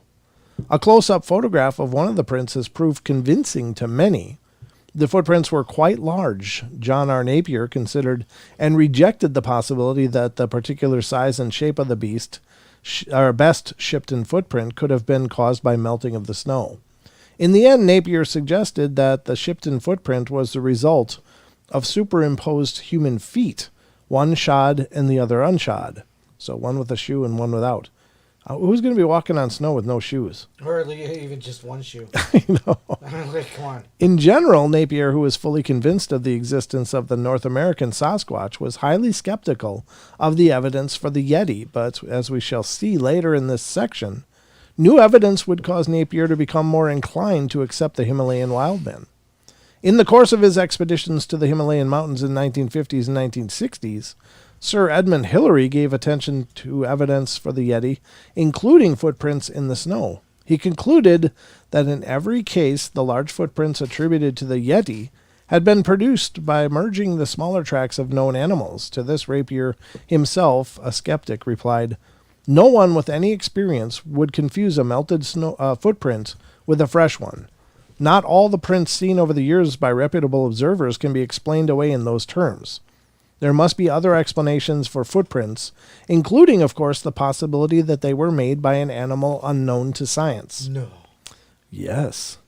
In addition to Westerners, native informants also gave continuous stream of reports on the Yeti. For example, in 1958, Tibetan villagers from Tharbale, near the Rongbuk Glacier, came upon a drowned Yeti. Said Mira Shackley in her book on wildmen. The villagers described the creature as being like a small man with a pointed head and covered with reddish-brown fur. A small man. That's interesting, because even the Yeti now are, widely reported to be 7 or 8 feet tall. They're not diminutive. They're not small. Yeah. Right. So perhaps that was a juvenile. Some Buddhist monasteries claim to have physical remains of the Yeti. One category of such relics is Yeti scalps, but the ones studied by Western scientists are thought to have been made from the skins of known animals. In 1960, Sir Edmund Hillary mounted an expedition to collect and evaluate evidence for the Yeti and sent a Yeti scalp from the Kungjum Monastery to the west for testing. The results indicated that the scalp had been manufactured from the skin of a sirau, a goat-like Himalayan antelope. But some disagreed with this analysis. Shackley said they pointed out the hairs from the scalp that looked distinctively monkey-like, and that it contains parasitic mites of a species different from that recovered from the sirau. In the 1950s, explorers sponsored by American businessman Tom Slick obtained samples from a mummified Yeti hand kept at Pung Bach, Tibet. Laboratory tests were inconclusive, but Shackley said that the hand has some curious anthropoid features. In May of 1957, the Kathmandu Commoner carried a story about a Yeti head that had been kept for 25 years in the village of Chilunka, about 50 miles northeast of Kathmandu, Nepal. In March of 1986, Anthony B. Wooldridge was making a solo run through the Himalayas of northernmost India on behalf of a small third world development organization. While proceeding along the forested snow-covered slope near Hemkund, he noticed fresh tracks and took photographs of them, including a close-up of a single print that resembled the one photographed by Eric Shipton in 1951. Pressing onward, Wooldridge came to a recent avalanche and saw a shallow furrow apparently caused by a large object sliding across the snow. At the end of the furrow, he saw more tracks, which led to a distant shrub, behind which stood a large, erect shape, perhaps up to 2 meters or 6 feet tall. Wooldridge, realizing it might be a Yeti, moved to within 150 meters, about 500 feet, and took photos. It was standing with its legs apart, he stated, apparently looking down the slope, with its right shoulder turned towards me. The head was large and squarish, with the whole body appeared to be covered in dark hair. In Wooldridge's opinion, the creature was definitely not a monkey or bear or ordinary human being.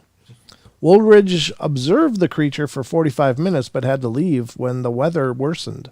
On the way back to his base, he took more photographs of the footprints, but by this time they had become distorted by melting. On his return to England, Woolridge showed his photographic evidence to scientists interested in the wild man question, including John Napier. At a distance of 150 meters, the creature appeared quite small on the 35mm film, but enlargements did show something human-like. And that is the picture right there. For those of you on YouTube, you'll see the picture. John Napier, a primatologist and author of the 1973 book Bigfoot, the Yeti and Sasquatch in Myth and Reality, has reversed the skeptical position he had previously expressed and now describes himself as a Yeti devotee. Mira Shackley, an archaeologist and author of the 1983 book Wild Men, Yeti, Sasquatch, and the Neanderthal Enigma, has seen the full sequence of photographs and believes that the whole experience is very consistent with other reports of Yeti sightings. Lord Hunt, leader of the successful 1953 Mount Everest expedition, who has twice seen Yeti tracks himself, is similarly convinced. So these weren't just knuckleheads. I mean, they weren't just, Joe Schmo from, the bait shop or something. These are people that, if they weren't actually the residents themselves, which would be very familiar with the local fauna, they were at least learned men of some kind that shouldn't be probably prone to buying into local... Flights of fancy. Flights of fancy, yeah. Thank you. That was a good word to throw in there. Flights of fancy, because that's what we love here in the portal. The portal is a flight of fancy. 14 minutes, do you think? I think maybe. That's kind of long, isn't it? That one's kind of long, but 14 minutes? I think I'll save this one, and then I'll just do a few Black Eyed Kids stories that remain from last night. Last night we covered the Black Eyed Kids, ladies and gentlemen. Missed that. I did try to get you to miss it because I know how much you love those Black Eyed Kids stories. Now, some of these, again, I haven't read through the whole article. We're reading it together, but if they are repetitious, it's just because there's only so many reports out there. So if you've heard this before, or if I've told you this before, please understand that it's not intentional. If I've told you once, I've told you twice. Because you're a dedicated person and very dedicated to the channel. We love you. We love you all. This is coming from Thought Catalog, and this is the article we covered. It's 16 people's terrifying encounters with the Black Eyed Kids. PKs. Don's favorite. Yeah. Number 3 on this list is Halloween. This is so funny. I never heard of Black Eyed Kids before my incident, so I come on here to post my story, and the first story I see is about a Black Eyed Kid. Weird. Let me preface this by saying I'm by no means a writer, just a domestic engineer living in North Texas. Also, I don't believe in the paranormal, ghosts, demons, aliens, whatever. However, I did have an event happen to me this Halloween, I have to admit, has me scratching my head. Oh, boy. This is my first post on Reddit, and sorry, I'd say I'd never even heard about it until yesterday. I told my best friend about my incident, and she's an avid reader of No Sleep, and she told me if I didn't post it, she would. So here I am. Anyway, hope you like.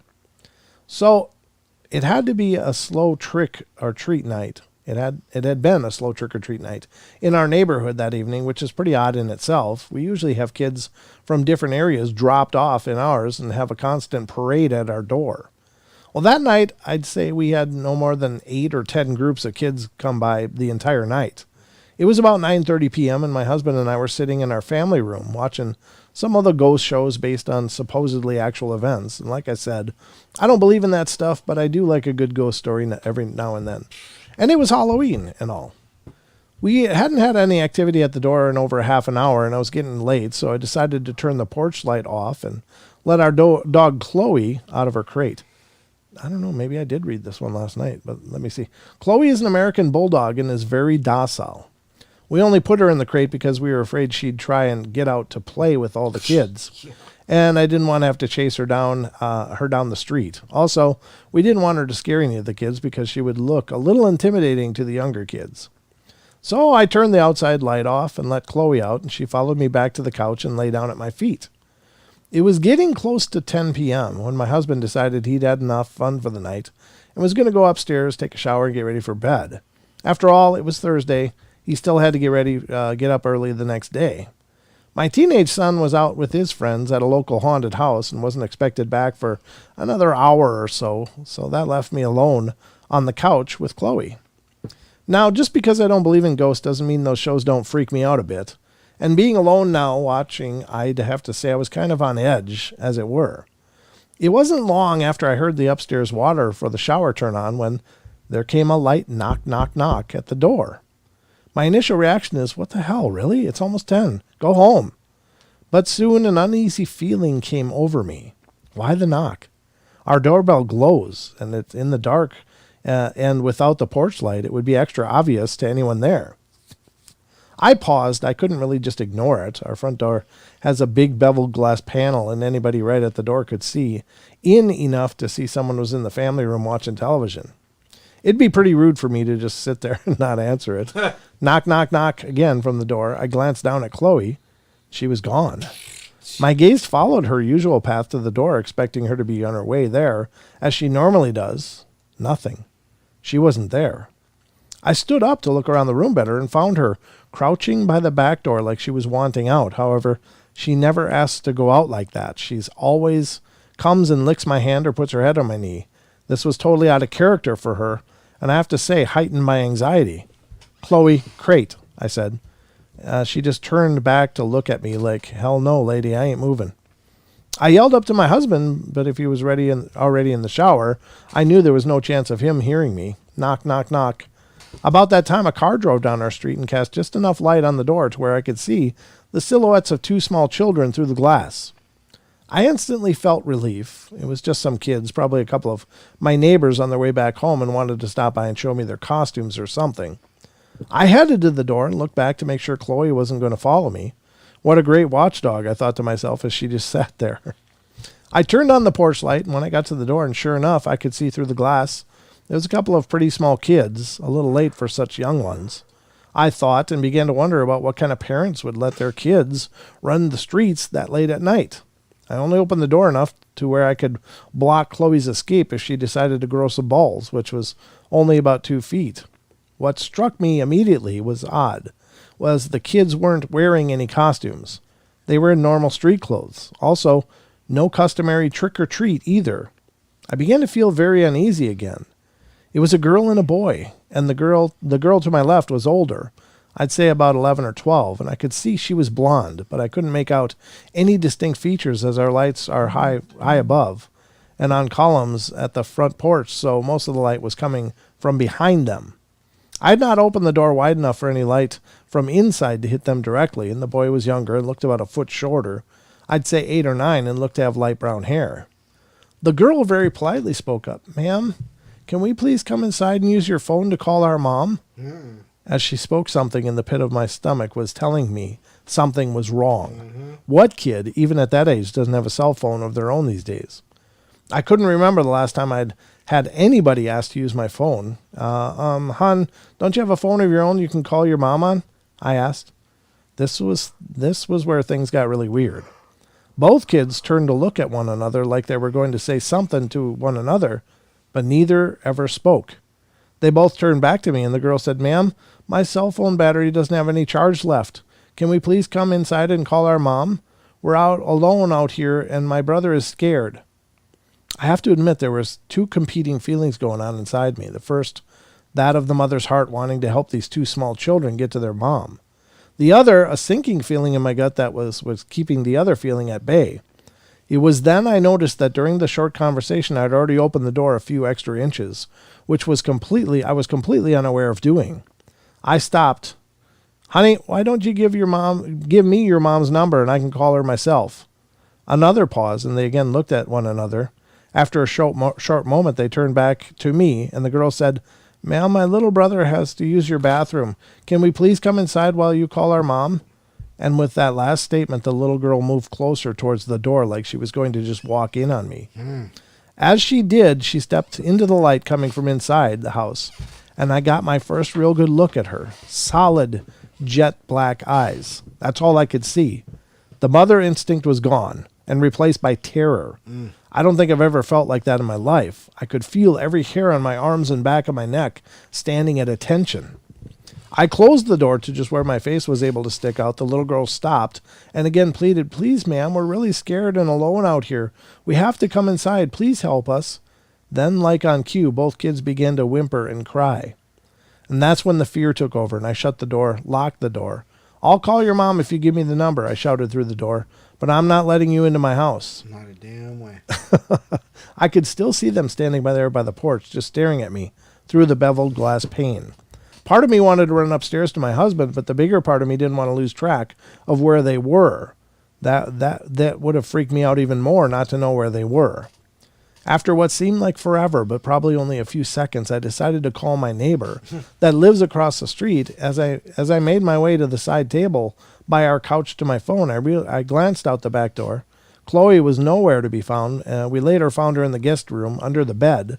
When I got to my phone and started to look for his contact info, it was only then the kids stepped away from the door and began to walk to the street. As they did, I walked to the door to get a better look to see where they went, still not calling my neighbor. And if you get close enough to the glass, you can see out enough to make out people's shapes.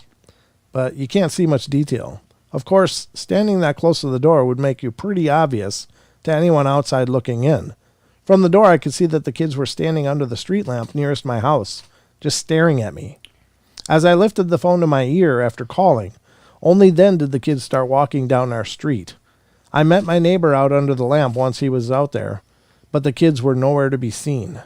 Like I said, I don't believe in any of this stuff and never even heard about black-eyed kids before talking to my friend. What I have to think, is these kids were just out yanking people's chains on Halloween night, but I will say this for them: they were really good at it. They scared the hell out of me and my dog. Yeesh. That was by Sarah Beth 11. Oof. Wow. Yikes. That's not the kind of clothes you want on that one. No, and you just leave them alone. Let them just stand on the porch. This is a short one. It says, "Years ago, I heard these creepy stories about kids with black eyes who would try to get into your car at home and commonly referred to as black-eyed kids. This paranormal phenomenon is usually told from the perspective of someone who has escaped an encounter with one of them. No one really knows what happens when you acquiesce and let them into your home, while the person in this chain might." Can I read it 3 minutes? Yeah, I think I can make it.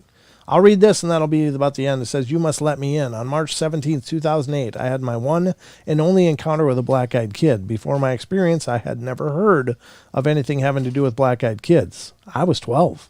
I was sitting outside of a hairdresser's in an old Chevy pickup waiting for my mom to get her hair cut. About 15 minutes had passed and I saw some kid walking back and forth along the sidewalk in front of my parked car. At first I thought I recognized him as one of my friends from school, so I banged on the front windshield until he looked my way. It was not anyone I knew. At this point, I was not scared at all, not yet. The boy walked over to the side of my car and just stares, I think, to let me get a good look at his eyes, to freak me out. And let me tell you, if you've never seen a black-eyed kid, you have no idea what to imagine. Pupils black as the night sky, the boy whispers, "You must let me in." And then I locked the car doors and ducked down into the space below the seats. 5 minutes later, he was gone. When my mom got into the car, she told me a boy with black eyes had come into the hairdresser's, had insisted for my mom to give him the keys to the car. She refused. Thank God she did. Yeah. Oof. Yeah, because that's a direct invitation. It is. Yep. Yeesh. Wow. Yeah, there you go, folks. A couple more black-eyed kid stories just to tie the night up. Yeah, Ruger says, "Beat it, kid." Yeah, I know. I don't know what to make of these. I don't know if they're an actual being or if they're some kind of, energetic thing, or if they're an actual manifestation, or maybe they're both. I don't know. Whatever the hell they are, they seem to be, there's something really dark about them, obviously, but the thing that comes up over and over and over is the fear that people feel gripped by as soon as they're going to engage these things. Like the knock comes at the door and then comes the dread, this horrible dread. But the compulsion is interesting because people find themselves like doing things without their, without their consent. Like there's a story, I think it was Brian Bethel. He was the original guy that started talking about it.